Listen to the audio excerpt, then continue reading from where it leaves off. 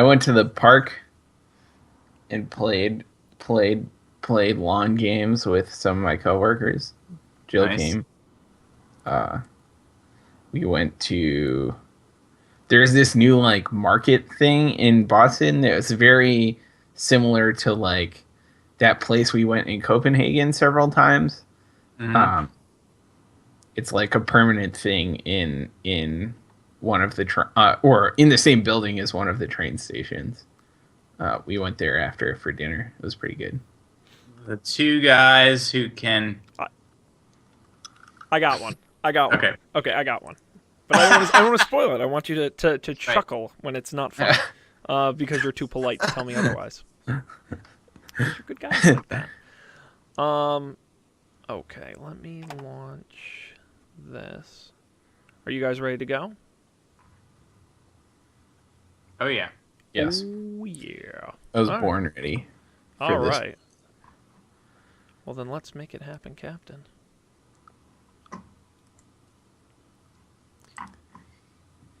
Coming up on this episode of Don't Panic, we've got technology news including Twitter, maybe giving you a few bonus characters in those 140. We've also got Amazon launching private label products, Apple's billion-dollar bet on Chinese ride-sharing, and Instagram's good new redesign? I don't know. We're going to talk about all of it, so we hope you stick around because Don't Panic is going to start right now. This is Don't Panic, episode number 132, recorded May 16th, 2016, on private labels, bold icons, and Apple's billion-dollar bet. Hello, everybody, and welcome to this episode of Don't Panic, the technology podcast that is a hole-in-one, and by that I mean a quadruple bogey. I'm Sean Jennings, joined as always by two guys who always try to sneak more than 12 items in the express line. It's Colby Rabideau and Dan Miller. What's the scoop, guys? I have never done that. Oh, come on, you never I did count. 13. Oh no. Just slip in. You know me, Sean. I have a high respect for the rules. Oh, you're a renegade, Dan. Come on. No, I'm not. I fucking love rules. Oh, we gotta get you to tattoo that on your arm or something. I have a personal rule against doing tattoos, Oh. so never do that. See, there you go. Wow, It's this easy. guy is Cut and dedicated. dry. Speaking of checking out at the store, recently I was at Target and I was waiting in line for one of the cashiers, and I don't know, like Target has that weird like checkout desk layout where they're all over, not all over the place, but it's like a field of them and you have to like walk through, like there's no like clear lines. But we were waiting at one line and there was one person in front of us and they were like paying, and a Target employee came up to us and said, there's like an open register over there if you want to go over there. So I was like, okay. So I walked over there, and at that line it was like the exact same thing. Like there was someone paying, and the cashier at that line said, oh, there's an empty register up there. Or she said like, this could take a minute. There's another register up there. And so I went to the next register, ended up waiting for like 5 minutes at that register for the person to finish. Meanwhile, like 4 people went through the 2 registers that I was turned away from. It was very weird. So I no longer trust employees at stores to give me sound advice about registers. You were trapped in Target purgatory. Yeah, it was horrible. Oh my. Also, goodness. I don't like Target very much. No. That's a controversial opinion. They just never. I mean, this might also be a like city Target problem. Like we were at the Target in Boston, and they just like never have the thing that I want. Like it seems convenient. It's like, oh, they have everything, but no, they have a thing that is like kind of might be like what you want, or they don't have the thing you want at all. And that's been my experience there. And you wonder why Amazon's making giant profits. Right. Because they have everything. Literally everything. Yeah. You know, speaking of service, I have a question for you guys. This is totally off Okay. topic, but that's usually how we roll anyway. But I was thinking about tipping. Okay? Mhm. You normally at restaurants would be kind of your key your number one most tipped location, right? What is your policy on tipping in regards to when you receive bad service? Because I've heard very controversial opinions on how you're supposed to handle that situation. I can only recall one time I've ever received bad service, Okay. and I didn't give them anything. Okay. So And that was when we were at Buffalo Wild Wings. no, that is Yeah. fair. I agree. But to be fair, we didn't actually receive anything from them, so it was hard to like not. There tip was no them. bill. We just didn't to buy tip anything. on. Right. That's true. I can't think of any time when the service has been so bad that I think that if it was really bad, I wouldn't tip, or I would tip less. Okay. I don't know. I think I do like very loose mental math when I'm tipping. Like I don't take out my So phone. you unintentionally cut them short or over tip them? No, the opposite. Like I'll do it one way or the other, right? And usually I think I go like I'll round up, and I think if I had got bad service, I would definitely round down. But again, I think the bar is pretty low for. I don't know. I aside from Buffalo Wild Wings, I can't really think of a time that I got service that was so like noticeably bad. You know, because I know people who have like a flat rate. I give 15 or 20% regardless of service, and I know some people who are tips should reflect service, and you should go above and beyond based on great service or bad service. And I've had situations where there was one time where I went to a restaurant and the waitress completely ignored our table and got upset when we like flagged her down for like drink refills, and then she just didn't bring me something I ordered but still billed me for it. I mean, it was like a series of major things, so I left her a very small tip. But there was another situation where I had dinner at an Olive Garden. Please don't judge me. And in the middle of a snowstorm, and our table was literally the only table in the entire restaurant. And all that was left, I kid you not, because it was like we were supposed to get huge snow. It was our table, the waitress, and a cook. And they were just there because I guess they couldn't close, but nobody else was there. And as soon as we were done, they were going to leave. And the waitress was super nice about it and didn't bitch about it at all and didn't complain. So I left her a pretty sizable tip because I thought that was fair. You know, that in this horrible situation, she still served us and was totally cool about it. And so I really think it's I'm a firm believer in I just don't get people who are like, I had the worst experience at that restaurant and I left them a 15 or 20% tip. I'm like, well, then you don't understand the concept of a tip. It is supposed to reflect the Those quality of people service. are, in my experience, extremely non-confrontational people. Well, that also, too. But it's they're the people who, when they come over and ask how's the food, they'd be like, "Oh, it's great," even if they hate it. yeah. I've also never gotten food that I hated, like that was so bad that I needed to send it back, like Well- not cooked or something, like actually not cooked. And I would say I tend not to tip on food because I've had lots of bad food and great service. Right. And great food and bad service. Right. I guess it's also the case that like I don't know how that works. I've never really worked at a restaurant, but like your server didn't make your food. Right. I would hope not. Right. Or they're a very talented person. Yeah. I think what I find more challenging is like non-sit-down restaurant settings, like counter service places or like other people that you may or may not be supposed to tip them, like movers or Shakers.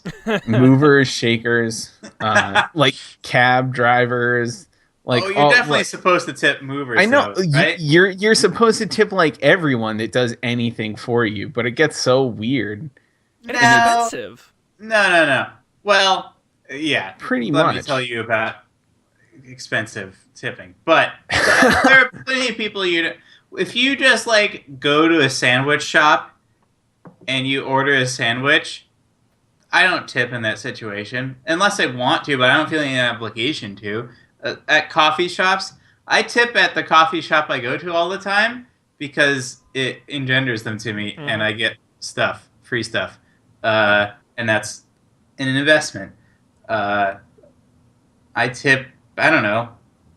I think it's very cut and dried. And like, I could see being surprised by things like movers, repair. I'm like would hyper a aware plumber of it. be tipped? No, you don't. I don't think you tip a plumber. Think so. A bellhop you would tip. Yes. Your hairstylist. So this is the thing I get very stressed out about, because like if I'm ever in a situation where it could be the case that I have to tip someone, I do extensive research before I'm in the situation. Yeah. Also, the hairdresser thing is interesting because for a long time we went to like a family hair, like our hairdresser was a family friend and she didn't let our family tip, so I had no idea that that was a thing. I just was like unaware of that because we never did, because we just didn't, because she was like a friend and she was like, I don't want your money. Or I mean, she took our regular money, but like, so I don't know. It's an interesting thing. I just sort of wish it didn't exist sometimes. Yeah, there is an argument to be made of the built-in tip and the, automatic tipping, because it can be confusing and intimidating in some situations. I would agree with that. Indeed. I would agree with that. I think we'll all just have to move to Europe where we don't have to tip anyone for anything ever. That also confused me when I went to Europe, by the way, because I was going to ask about that. I kind of knew you weren't supposed to do that, but then I felt really uncomfortable after I got my bill, and I'm like, I don't know what to do, and I can't. Did I leave money? I can't. I don't think I did, but I think. Okay, no. Here's what it was. You know me, my terrible memory. The restaurant made a point because it was clearly in a touristy area. Yeah. And I don't remember if it was on the receipt or somewhere. They made a clear point to indicate you're not supposed to leave a tip. And that's how I knew I wasn't supposed to leave a tip, because I probably would have. That's what that signage was for. It was for very you. Thankful, because it was clearly it was all tourists in this place, and I'm like, good, all right, well, you saved me that. Yeah, it's interesting. It's fine. I guess it's only it doesn't bother me. I don't have a problem with it at restaurants. Like, that's the way it works here. Whatever. I can deal with that. That's been a part of my life. It's strange when it's like the one time things where it's an unfamiliar situation, and that's what I don't like. Like when my couch was delivered, I was like uncomfortable because I didn't know how. I've never even seen furniture get delivered. I did, yeah. Okay, because I've got to tip the movers when they come get my stuff, and I know I have to, but I got to figure out the right amount. Yeah, the other thing is I can't remember when I moved in San Francisco, I don't remember if I tipped them. Is that when some of your stuff went missing? No, it didn't go missing. The only thing is here, like, to get to my apartment's like a 4th floor walk up here. So it was like they lugged a couch up 4 flights of stairs. Right, which is like more legit than I was on the 1st floor in San Francisco. So not to say their job was easy, but oh boy. Well, anyway, just a question. I had this debate with somebody earlier, and oh no, are you guys there? I'm you're here, frozen, but you're Sean. frozen. Oh, okay. Well, we're good. Okay, your video's frozen, but I can hear you. So let's just Should we toggle or just not do anything? You know what? Give me a second, and what I will do is capture you guys frozen, because I think it's funny, and then yes, you can go ahead and toggle. All right. And see if that helps. What am I toggling? Oh, my video? Yeah. All Let's right. see if it reloads. I don't know. I cannot believe the crap quality of internet in my house. But they put in a new telephone pole out front of the house, and I think that might be part of the problem. But no one really cares about my problems. And now you're just both spinning boxes. Nice. I'll have you flip it again in another couple minutes. But first, we are going to move on to some news, I think. And we've got quite a rundown here. We actually have news. Oh, I can see you, Colby, now. We actually have some news this week, which is a nice change of pace. Is there any story in here that's got your creative juices flowing? Anything in here you'd like to discuss? Name it, and it shall be yours. Links? I mean, Twitter.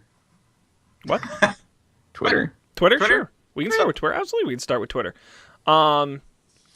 This is a reportedly, aka rumor, but supposedly, Twitter is planning on letting users craft longer tweets by not counting photos and links towards its 140 character limit. This coming from Bloomberg today. Not Bloomberg today, but Bloomberg today. It may happen in the coming weeks. Apparently, and I did not know that these had hard numbers, links account for 23 characters and photos account for 24 characters. And those are ones you would get bonus characters. You get those back under this rule. So technically the whole thing would exceed 140, but non-links wouldn't count. What also interests me is the way this article is phrased. It would indicate to me that only counts towards pictures and links hosted through Twitter. So Twitter pictures and t.co or whatever their shortened links are the only ones that wouldn't count. So Bitly hypothetically would not count in that regard. So again, could be happening. We'll see if that happens in the future. Is this good news to you guys? Bad news? No news? Some news? I think it's cool.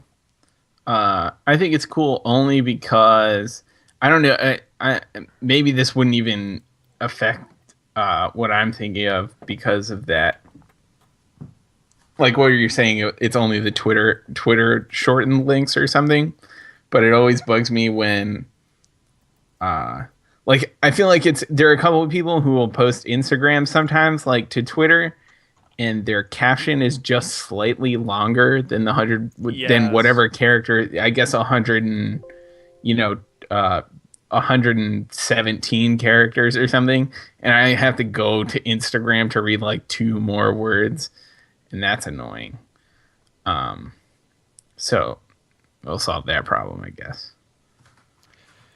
Yeah, I'd be curious to see what happens. It would be cool. Here's what I would do, and then someone, if I worked at Twitter, and then someone in Twitter would tell me how dumb this idea is. I'd be like, yo, 2 weeks, 260 character limit, or instead of whatever it is, and then see what happens, or 280, double it. Try it.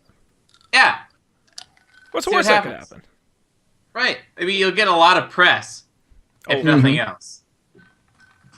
I mean, but the problem is it might be really hard to go back on that. Well, if up front you knew it was temporary. Yeah. Yeah, it would be weird. It would be a lot of fun to see what happens, though. Yes. Yeah, I think this is No, go ahead, Colby. I was going to say, I think instead of a per tweet character quota, you should have a, per week character. So, you can tweet, 1,000 characters a week, but that's it. You can't, no more, no less. So you could use them all in one tweet, or you could use them in 1,000 different one-character tweets. Oh, my God. I'm gonna anywhere in between. I'm gonna blow your mind on this. Twitter revenue stream, in-app purchase, more characters. Boom! 99 cents a piece. Wow. Dude, they're going to be so rich. We just revolutionized their business model. I mean, I don't know why they're having so much trouble. We did it in 3 seconds. That's so funny. That would also be really interesting. Oh, yes. Would retweets count against it? No. Okay. But if you think about it, that does kind of create an unfair media landscape where the wealthy have the loudest voice. It's almost like the real media landscape. Burn. To a certain extent, that's already the case, right? But wealth on social media is followers or likes on your. Well, Facebook doesn't count, but on Twitter, followers are. The more followers you have, the louder your voice is, and you can pay to get followers theoretically. Sorry, I'm chatting with people on Twitch. No, so the no. I think this is great because Twitter has previously hinted that they may extend to more characters. Yeah, apparently I missed something on the Twitch chat. So when our internet collapsed, sorry, Don't take it personally. Do it again? Question mark. I missed something. But the I'm not a fan of really blowing out Twitter. I really do like the limit, but I do think it's stupid that someone's just dicking around with us in the Twitch. I'm sorry because no one ever talks to us in the Twitch chat. I kind of feel like we have to talk about this, but we're getting a question from the audience. Would you guys like to hear it? Sure. I don't know. Do we? It says, my mom isn't letting me play video games anymore. What should I do to get her to let me play? My grades are all A's and I have honors classes, but she still isn't letting me play. This coming from Tuka Anuked. Well, why? What's her reasoning for you not playing video games? Is it that you play them too much, or? The trick is to build a computer that makes it look like you're doing work when you're actually playing video games. Win-win. That's smart. Yeah. You learn how to build a computer, and you're still playing video games. Oh, Or okay. You could go ahead. No, you keep going. I was just gonna say you could like bargain for like a time allotment of like video game playing. Like, I don't know. That's a Do good like- idea. Like n hours of chores for n hours of video games. So you're talking indentured servitude then. Yeah. They can't ever take them out of that. That's what childhood is, right? Like, Fair enough. that's Fair why enough. people have children, to do work. Yeah, the parent has the thing that scares you. There's unlimited work to be done. I know that. It's true. I really feel like we're doling out some solid life advice. And I think this is a great pilot for our eventual Twitch call-in advice show that we should do. Right. I mean, so the other option is to do what I did once. I don't know. Like, at some point, my parents started leaving me home alone, and I would just play video games when they weren't home. It wasn't like... Yeah. And then Problem when solved. they are home, you're diligently doing homework, so you look very studious. There's no reason to be doing homework when your parents aren't home. There's no reason. Okay, and I'm going to jump in with the advice It's a that- better time to be playing video games anyway. There's no interruptions. No, guys, come on. No. Oh, goddamn mother... Ugh, the internet here is so bad. Hello. God, this internet, I'm telling you, I'm going to be so happy to move. This is a nightmare. All right, we'll try and get... Colby? You there, Colby? Yo, I'm here. All I right. mean, I yeah. just Hello, can't see you. Colby? Colby! I miss you. All right. Now Twitch is mad because our stream is down. This internet is unfriggin' believable. Anyway, great advice. Helping the people out, but I think we've got to get back to the news. Because we are off pace. Oh, come on. This is immensely frustrating. That there is just no internet at all. We're going to try and get them back here. If y'all just hold on for a second. Hello? Nope, I just hear Skype ringing. This is bad news. Is there no internet at all anywhere? Let's find out. Hello? I hear ice. Hey! There he is. I don't see you. Do you see Yes, and that's correct. You don't see me. Now you might see me. However, we still don't have Dan. me? Oh, there he is. Nope, now it says call dropped. But anyway, gosh, this What a is disaster. really frustrating. I know, I agree. Are you, you okay there? Yeah.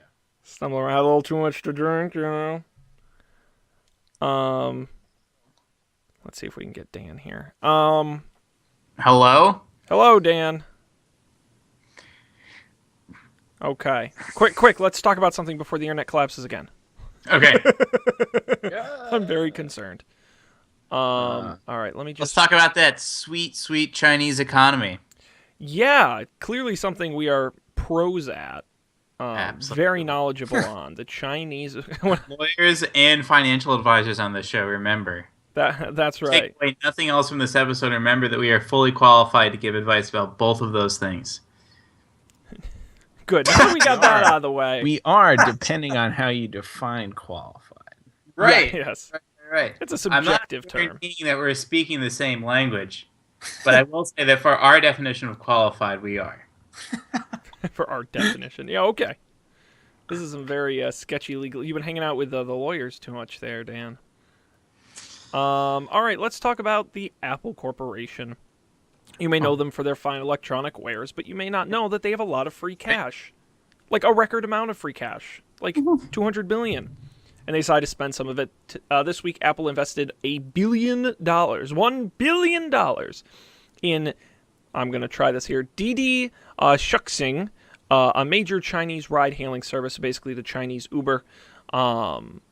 They've bought $1 billion worth of it.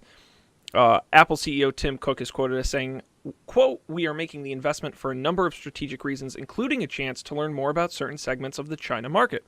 Of course, we believe it will deliver a strong return for our invested capital over time as well." Let's see. The company CEO called the investment an enormous encouragement and inspiration for our 4-year-old company. It's the largest investment that company has ever received. They hold 87% of the 87% of the market for private car hailing in China. So a massive, massive lead. China. God, I love that. That's so. So their website has an actual QR code on it. They still use those in China. Really? Don't say still. Just say they use them in China. We never use them here. It's not like. But I don't think people even put them up anymore here. Do they still? I thought we've just moved on. I think we've mostly moved on. I used a QR code for something recently. What? Colby? Oh, Is there never QR codes? so Revenue? BitTorrent Sync lets you use QR codes to like add folders. Like, so if you have, because it's different from like Dropbox in that like each folder you have to connect individually. There's no like user accounts really. It's just all like, I don't know. I don't know how to explain it any further than Edward that. Snowden shit right there. Yeah. It was like cryptography, math, hashing, the yeah. So you can use the QR code to like connect a new like folder thing, and I did that, and it was okay. Well, that was. I don't have a QR code app. It was built into BitTorrent Sync. But. Well, that was one story that didn't make the cut into the rundown. But you guys remember Currency, which was the startup wildly successful payment Apple Pay competitor. That's right, backed by Walmart. That was supposed to replace Apple Pay, Mm-hmm. and the whole thing was based on QR codes. They just laid off 50 of their employees and scaled back their plan entirely, and now have no plan for a national rollout. So, QR codes not going great for them. Does that mean those stores that like just didn't let Apple Pay work will stop doing that? I think I think over time they'll start. Although what really bugs me now, this happened to me the other day.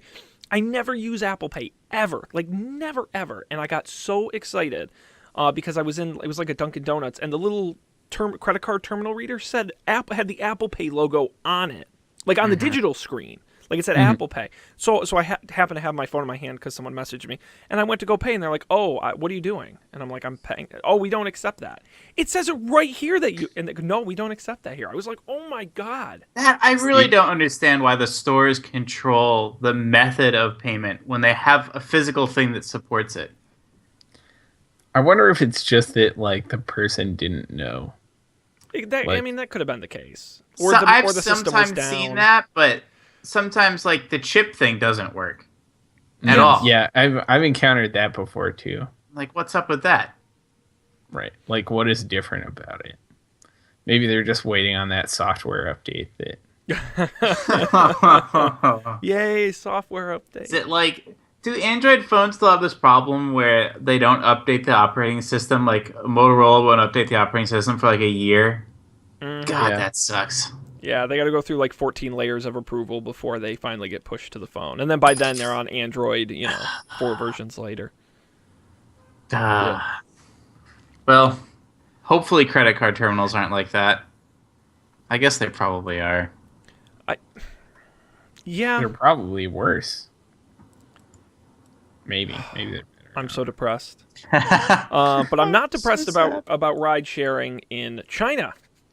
So what so what do we think of this? Apple getting into cars, not the kind that we thought, but it is very interesting.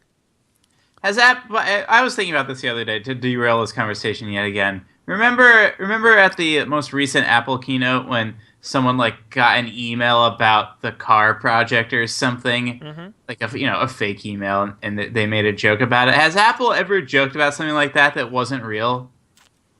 Well, I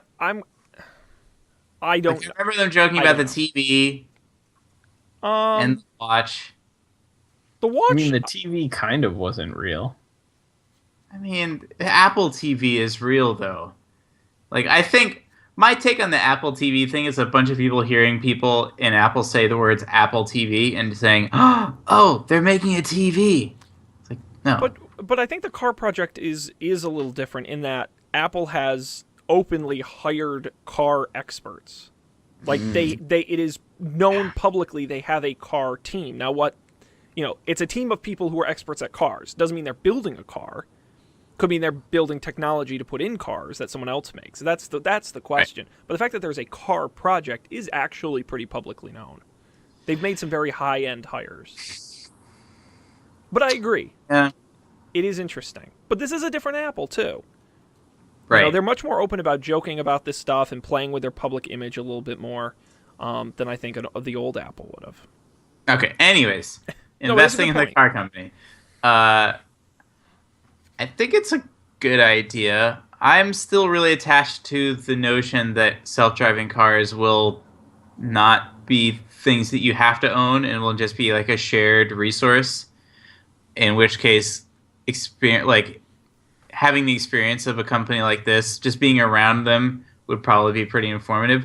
I don't understand their point about learning things about the Chinese market. What are you going to learn about the Chinese market that's applicable to your other businesses from a ride-sharing app in China? I don't really know. It doesn't. And also, Apple pretty successful in China, right? Well, yes and no. So what's interesting, we actually talked about this 2 or 3 weeks ago when we talked about their returns, was that they were skyrocketing in China, and over the last few quarters they've actually collapsed. Not they're still selling a ton of phones, but not like they were. So they ate through the people who wanted iPhones in China. Basically, and they're facing stiffer competition from the Samsungs of the world. I feel like I also Chinese heard companies. I feel like I also heard some of that attributed to some economic slowdown at China in China currently. Didn't they have that thing where they shut down everything for a couple months too? Have you heard about this? There's some crazy festival in February in China. I guess it's the New Year festival? Yeah, maybe. Yeah, it is pretty nuts. I will try to find out more information. I think, if I'm going to play the guess why they did this game, I think it's a combination of A, they want a stronger foothold in the China market because they know there's a lot of money to be made, and this is an easy way to do it. 2, I think this is what investors want to hear. Again, their stock has had one of the bigger falls it's had over the last few decades. It's at one of its lowest points it's been in a decade. I think they need something to juice the stock, and I think spending some of that free cash on a business investment outside of their traditional business model is a great way to do that, especially in a growing market like China and in a growing segment like ride sharing. And then I'll throw one more thing on top of it, which is, again, the car project and sticking it to Uber, and because they could have been just as much taking that money and put it in Uber, and they didn't. They put it in their competitor. So I think there's something to be said about that. That would be my guess. And I think they'll probably make some of that money back. But even outside of that, I think it's more of a PR kind of play. Yeah. I mean, I guess I knew that this was a thing, but it's so weird that like Apple, a business, is like investing in some other business.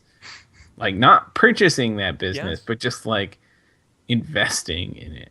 I think that's very strange. Now I would like to know the last time Apple did that. That would be a question because I can genuinely not remember, especially this large of amount. Maybe a few million Right. here or there, but Yeah. but even anything above 100 million, I can't recall a company that they bought a piece of and didn't buy completely. It's a good way to invest things. Like other people with a lot of money prefer this form of investment. So it could just be as simple as we'll make more money if we do this. Well, Make our pile of cash even bigger. I mean, you got to remember Microsoft bought a chunk of Facebook back in the day. I mean, these companies, it's not uncommon for this to happen. It's uncommon for Apple to do it. And again, for a company with so much free cash, I mean, it's not really free cash, but you know what I mean, liquid assets, they really have a war chest like nobody on planet Earth has to invest in whatever the hell they want. So the fact that they picked a Chinese ride-sharing company is like a flashing neon billboard to, China is really effing important. Cars are part of our future business model. Please raise our stock expectations. Like that is their heads up. It's crazy that even Apple, a company that has more money than many countries, is beholden to shareholder expectations and analyst previews of the stock price. Like, God, stock market is so weird. It really is. It's very strange. I would bet if the problem is Apple is too big, but I bet if they could take themselves private, they would. Yeah, They've like just on, become on IPO. Yeah, oh yeah, and companies do Yeah, that. you can do that. Yeah. Absolutely, but they are to such a scale that it just would collapse in upon So like supernova. Like to do that, you would have to pay off you would have to buy back all your shares from. Basically. But inherently, in order to do that, you basically have to bring in a partner because your company is worth more than your assets. So Right. so you'll never have enough cash to take yourself. So you have to bring a rich person to help you. Right. It's impossible. Right, and who is Okay. rich enough to make up the difference for Apple? I don't No, know. but I think Bill Gates could come in and do it, and I don't think that was one of the problems. Dell, I don't know if they went through. They tried to go private. I don't know if that succeeded a few years ago. But they had to bring in like some outside capital groups, and Michael Dell put some of his personal fortune back into the company to help them go private. Wow, fascinating. I'd never heard of that before. Yeah, a lot of small companies do it. Right. After especially when they go on their stock is down and it's cheap to buy, Right. they'll do it. Again, financial advice.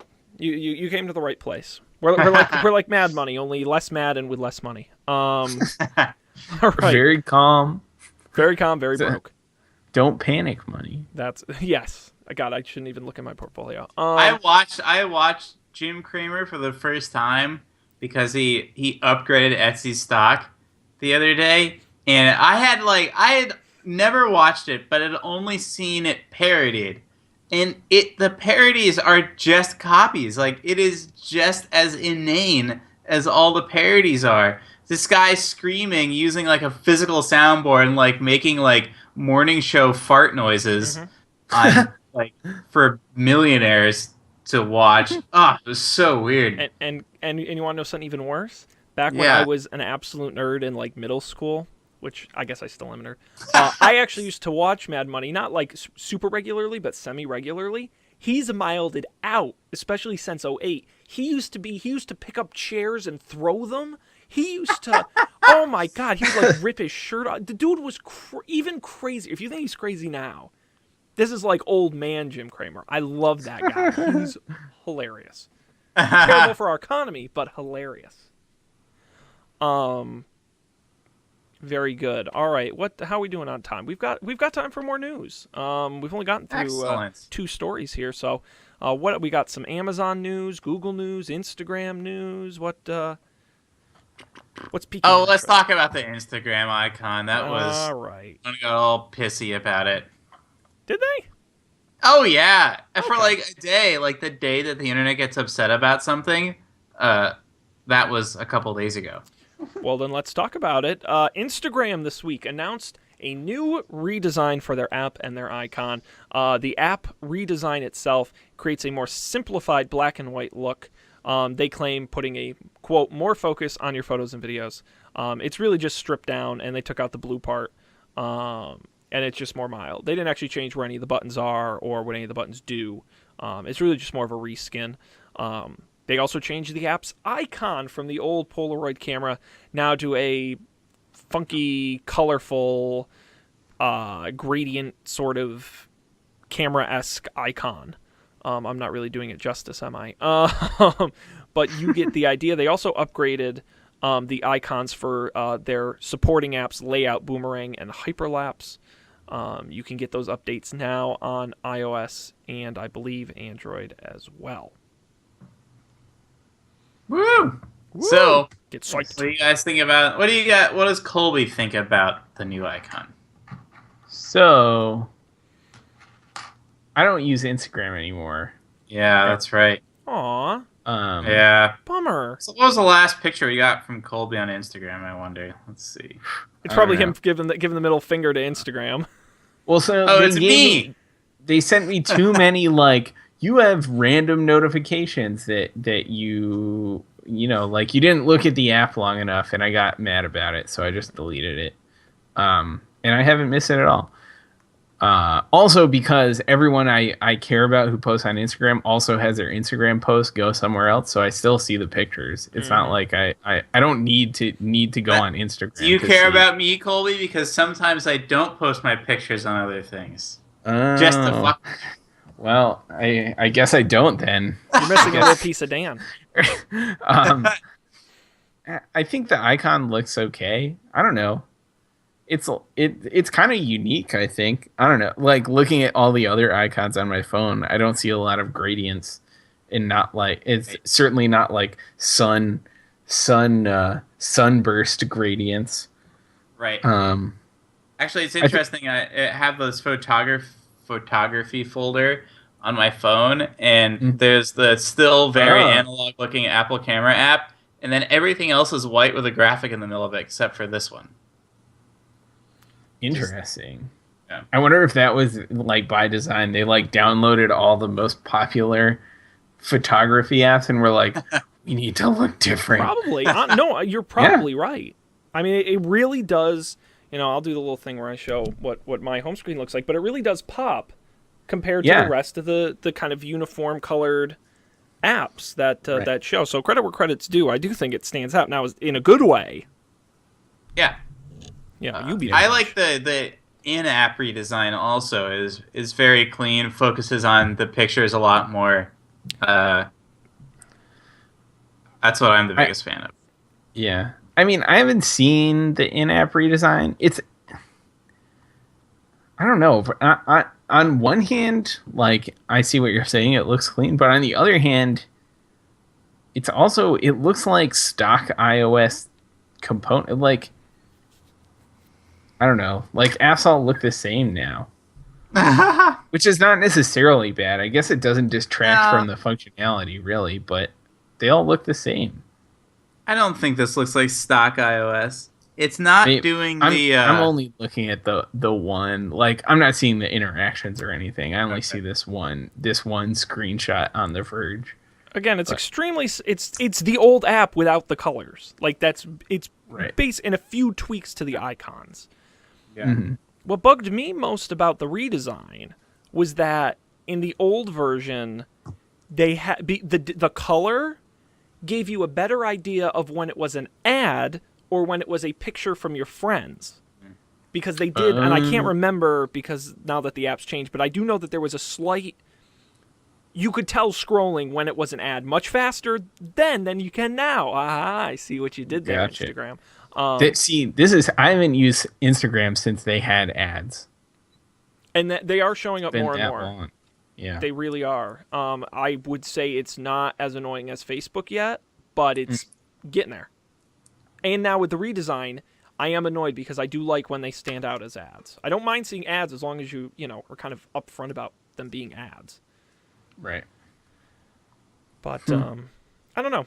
I like the icon. I don't like the inner app. I really don't. I do like a little pop of color, and I do agree that, you know, the blue header and it just made it look, I don't know. It gave it a more unique feel. And I do, you know, you got to remember, when was the last time anyone used an Instagram filter? No one uses them anymore. No, they really. That's a good point. I hadn't thought about that. It's really gone away from this idea of it's the cool vintage Polaroid concept to just a generic photo sharing app. And maybe that's okay. But I would have liked a little more of the flair to stick around.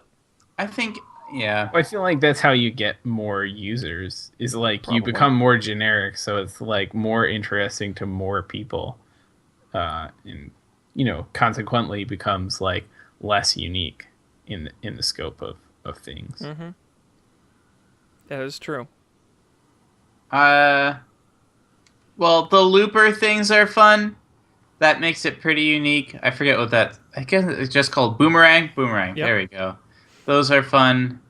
But yeah, I'm scrolling through. I don't see that many of my pictures have any borders or filters on them. I haven't used which one. I am grateful for. Like, okay, cool, filters. But we have these amazing cameras. We're gonna blur the shit out of them and just like make the color balance awful.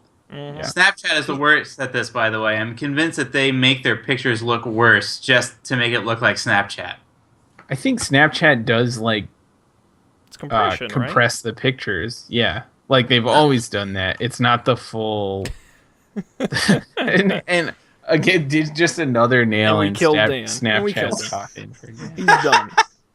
That defeats the whole point of technological progress. But it makes it faster. I think that was the idea. Was that it's not a picture you're going to keep around, so why not shave off a megabyte of pixely goodness in exchange for downloading like twice as fast? Which I actually like. I think that's a useful feature, the compression side of it. That was to me the selling point of Snapchat. Not that I can send goofy pictures to my friends, but that it's fast and it just does it. Because sending pictures through iOS, you know, through iMessage sucks. It's not a great experience. It takes a while and it sends these full res giant images and it's not convenient.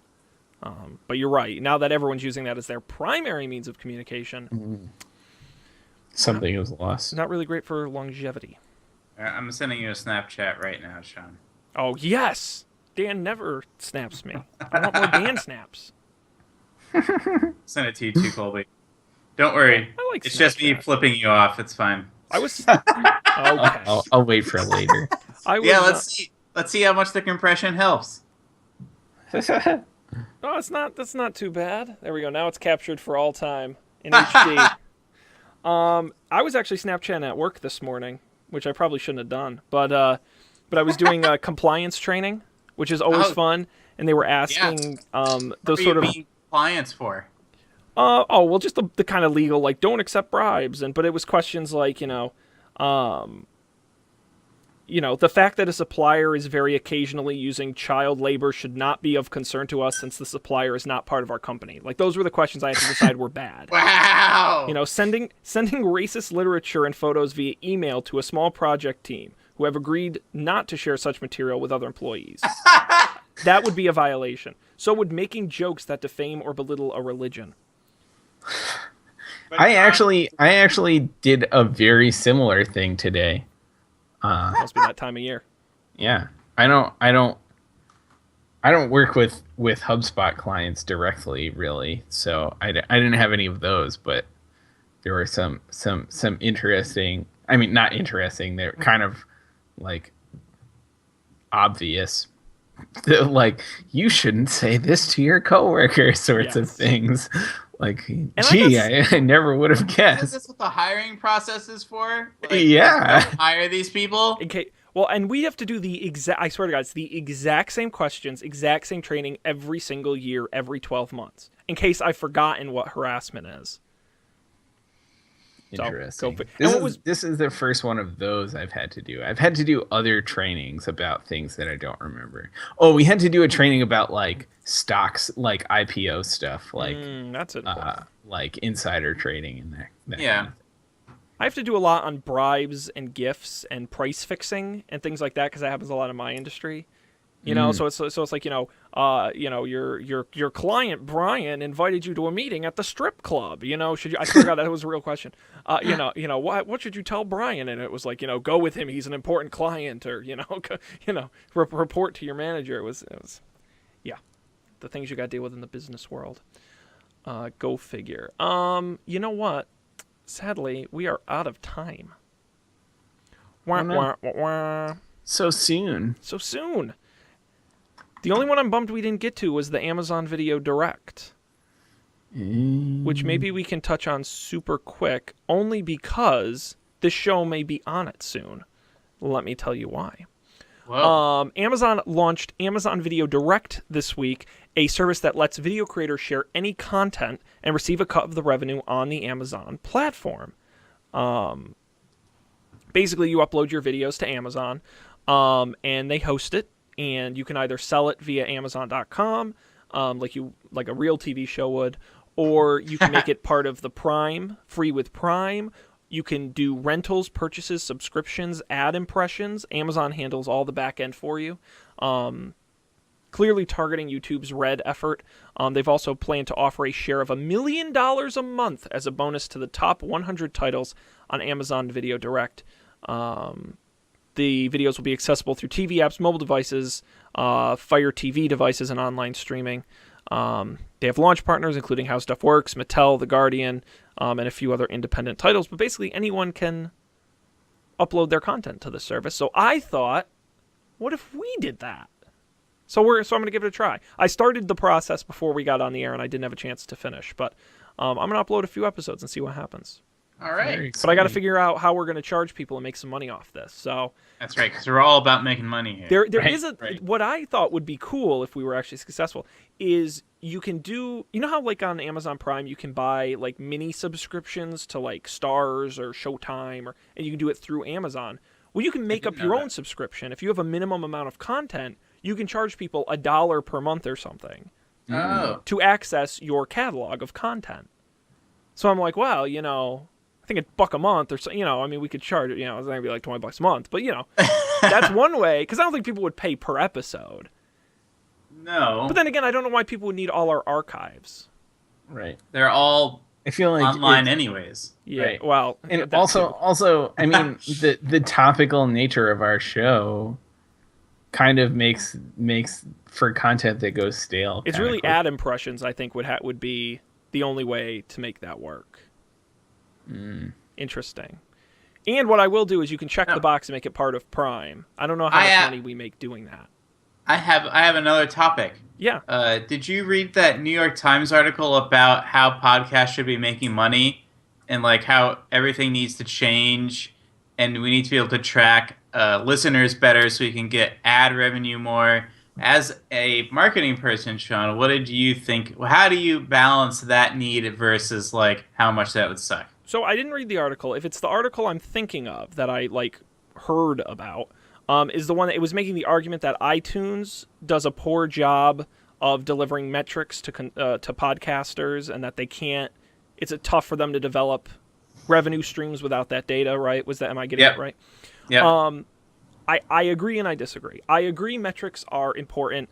There's a reason why Nielsen ratings still exist. It's because the TV people need to make money, and the problem I have is giving. Apple makes many mistakes, but I will give them credit when it comes to podcasting. They're not perfect, but it is an open platform. Anyone can put their podcast on there, and they don't charge, and they don't make it hard. It's dead simple because they don't give those metrics.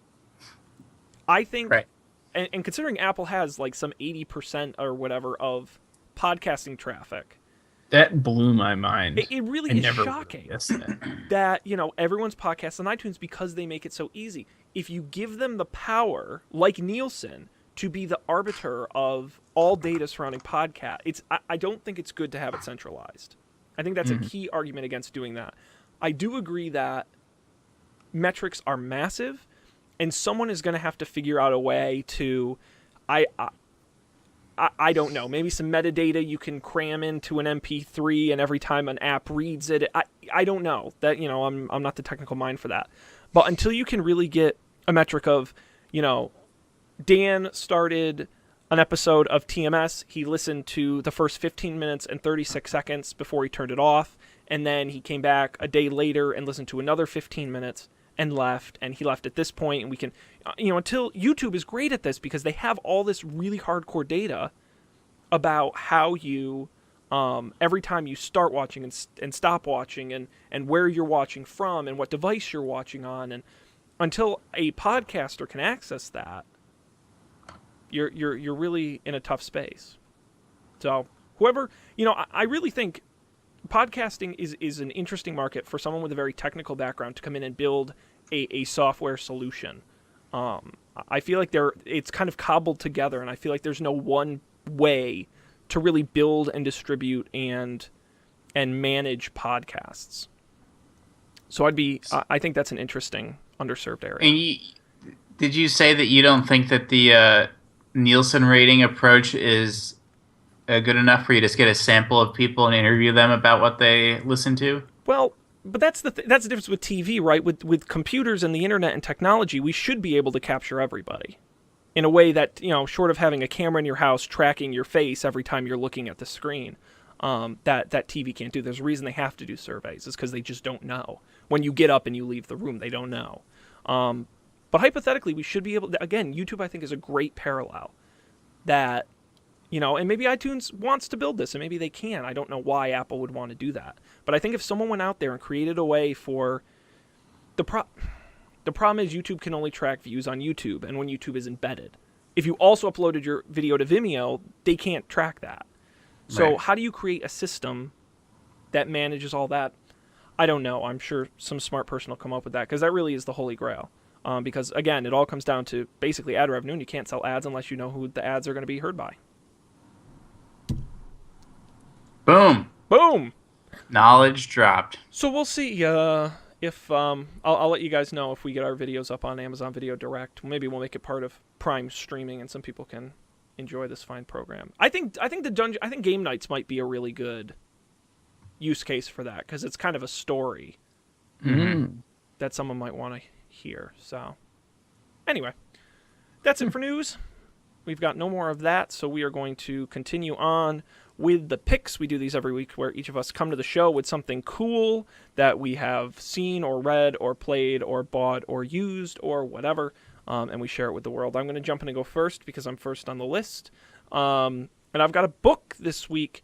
How many of you guys are fans of XKCD, the popular webcomic? Raise your hand. There we go. Me. Who isn't? Come on. Created by Randall Munroe, a very funny webcomic. I don't know if we've picked it on the show before. I want to say we have. I'm going to... XKCD. No, apparently not. Very popular. You can go to xkcd.com and look at that. Very kind of geeky, nerdy jokes, but they're quite funny, and in these little comics. Well, the author of XKCD wrote a book called What If? Serious Scientific Answers to Absurd Hypothetical Questions. And in the book, he answers a series of super hypothetical questions that users or readers of his website have pitched to him. Questions like, what if I took a swim in a spent nuclear fuel pool? Could you build a jetpack using downward firing machine guns? Are fire tornadoes possible? And so on. And he goes through, 15, 20 of these. And this guy, he used to work at NASA, Randall Munroe. So he's a very smart guy. And he actually tells you scientifically the answer to these questions, but he also not narrates them, but he narrates them with drawings. And he actually illustrates, that's what I'm looking for, illustrates all of the answers with graphs and charts.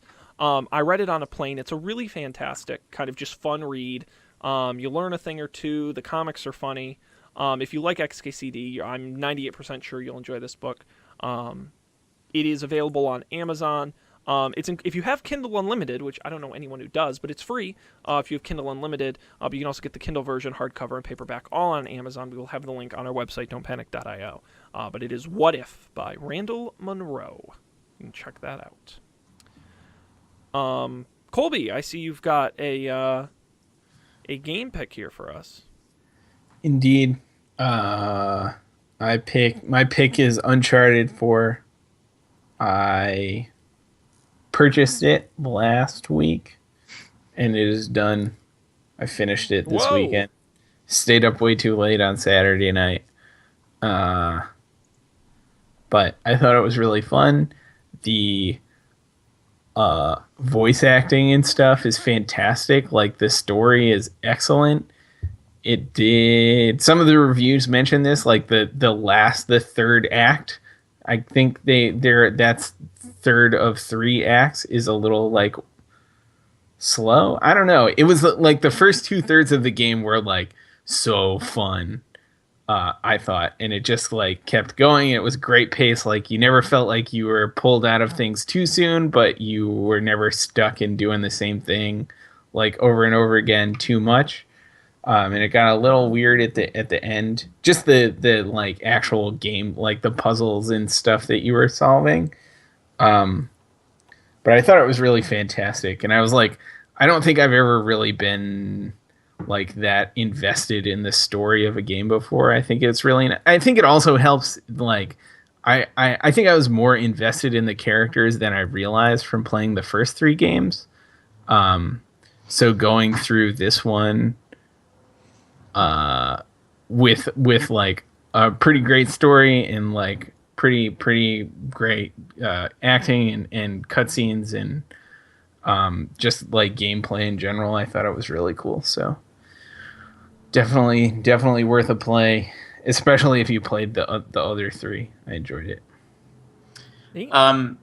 I really, this isn't a spoiler, but there's a part in the game where you're in your house right at the beginning, and you can walk through and see all of your artifacts from the first 3 games, and it plays like a little sound, like a little music clip from the game, and he talks about having that. That was really cool.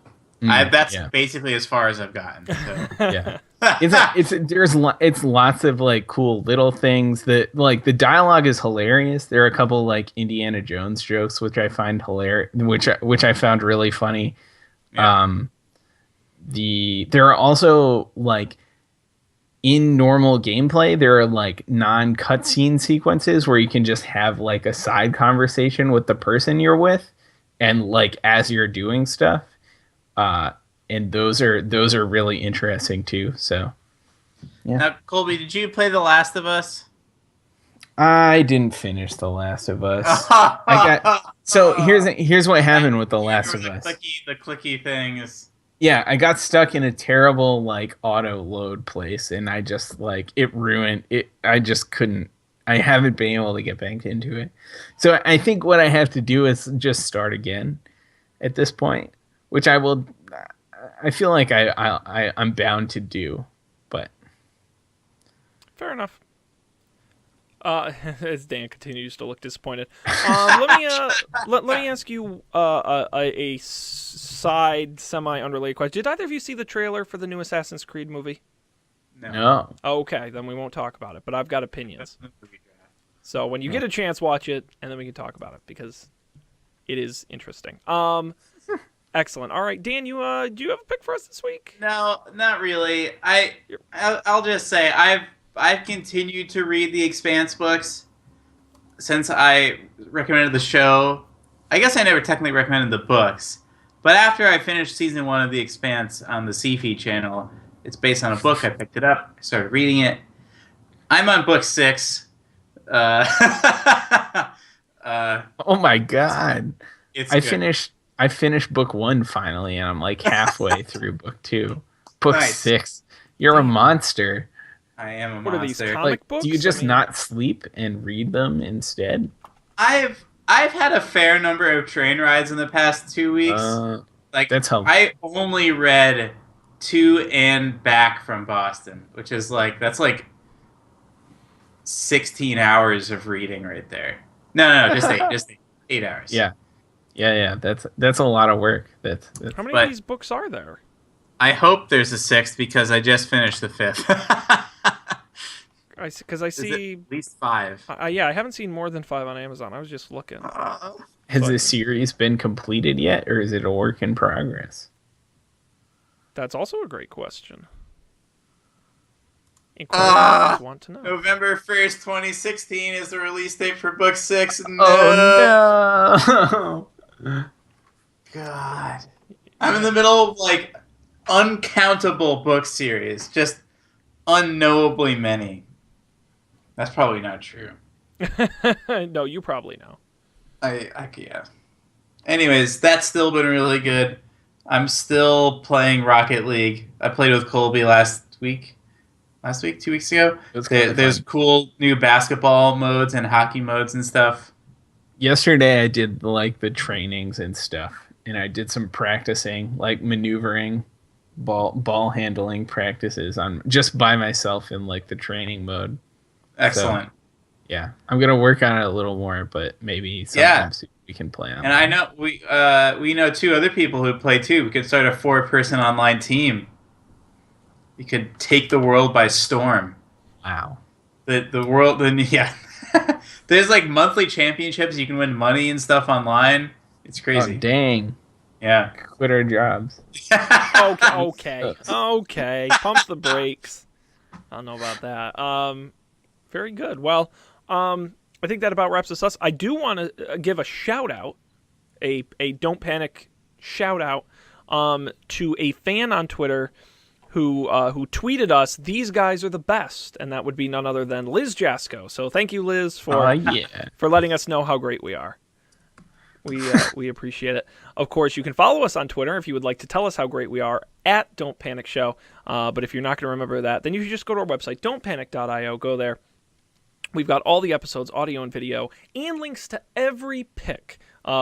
Even when Dan has one, we have them on the website, don'tpanic.io. And we, of course, have links where you can subscribe on iTunes, which is the biggest podcasting place on the planet. We also have access to get the show on Stitcher, Google Play Music.